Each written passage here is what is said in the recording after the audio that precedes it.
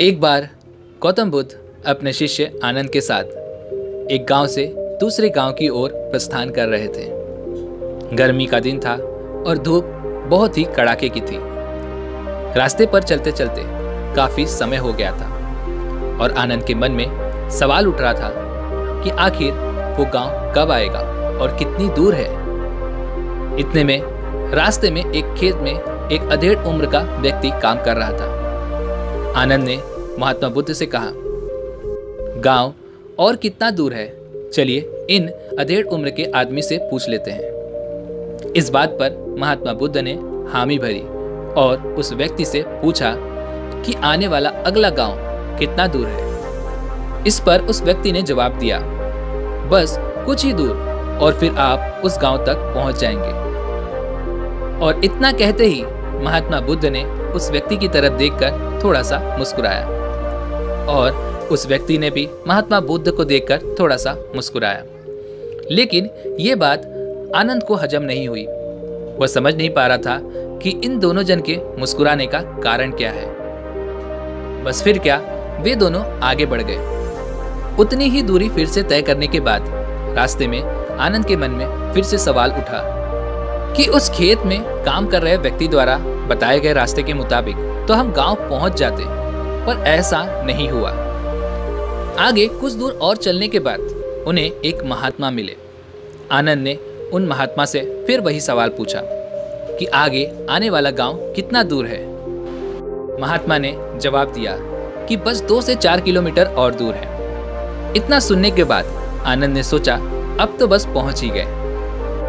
और फिर एक बार भगवान बुद्ध ने राह पर मिले महात्मा को देखकर थोड़ा सा मुस्कुराया। महात्मा ने भी भगवान बुद्ध को देखकर थोड़ा सा मुस्कुरा दिया। ये देखकर आनंद के मन में फिर से ये सवाल उठा कि आखिर दोनों के आपस में हंसने का कारण क्या है।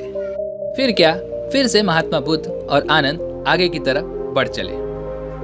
बस फिर वे दोनों आगे बढ़ गए। उतनी ही दूरी फिर से तय करने के बाद आनंद के मन में फिर से सवाल उठने लगे कि उन महात्मा के कहे अनुसार हमें 2 से 4 किलोमीटर में उस गांव में पहुंच जाना चाहिए था, पर अभी तक ऐसा नहीं हुआ। थोड़ी दूर और आगे बढ़ने पर रास्ते में उन्हें एक बूढ़ी अम्मा मिली। बूढ़ी अम्मा से आनंद ने फिर से वही सवाल किया कि आने वाला अगला गांव कितना दूर है। उस पर बूढ़ी अम्मा ने कहा कि बस कुछ दूर और है, आप बस पहुंचने ही वाले हो। उसके बाद फिर से एक बार महात्मा बुद्ध ने उन बूढ़ी अम्मा को देखकर मुस्कुराया और उन बूढ़ी अम्मा ने महात्मा बुद्ध को देखकर मुस्कुरा दिया। इस बार भी आनंद के मन में वही सवाल उठा कि आखिर इन दोनों के आपस में हंसने का राज क्या है।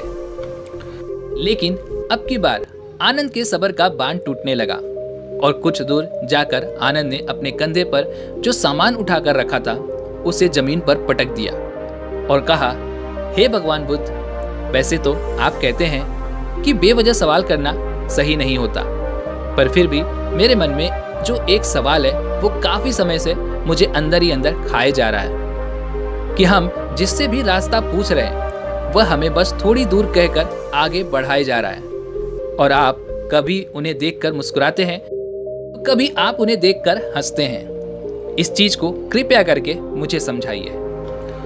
और इतना सुनते ही भगवान बुद्ध ने आनंद से कहा, आनंद, जिस गांव की ओर हम जा रहे हैं इस रास्ते पर मैं पहले भी आ चुका हूं और यहाँ से गांव की दूरी मुझे पता है और यह बात राह में मिला हर व्यक्ति भी जानता था।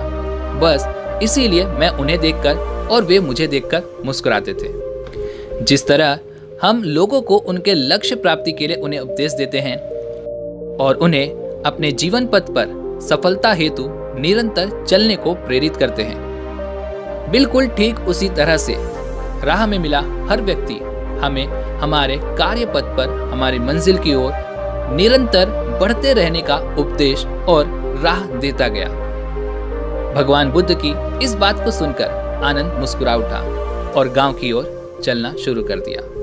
तो इस कहानी से हमें ये सीख मिलती है कि जैसे भगवान बुद्ध और आनंद को कई लोग मिले जो उन्हें उनकी मंजिल तक पहुंचाने के लिए प्रेरित कर रहे थे, ठीक उसी तरह से हमारे जीवन में भी आगे जाने के लिए कई तरह से हमें प्रेरणाएं मिलती रहती हैं। और हमें उन्हें स्वीकार करके आगे बढ़ते रहना चाहिए। दोस्तों, आशा है कि आपने आज की इस वीडियो से ज़रूर कुछ न कुछ सीखा होगा। तो दोस्तों, इस वीडियो को लाइक और अपने दोस्तों के साथ शेयर जरूर कीजिएगा ताकि ये वीडियो और लोगों तक भी पहुंच सके। और ऐसी ही और वीडियोस पाने के लिए चैनल को सब्सक्राइब और घंटी बटन को ज़रूर से दबा दीजिएगा। चलिए मिलते हैं ऐसी एक और वीडियो में, तब तक के लिए अपना ख्याल रखें। धन्यवाद।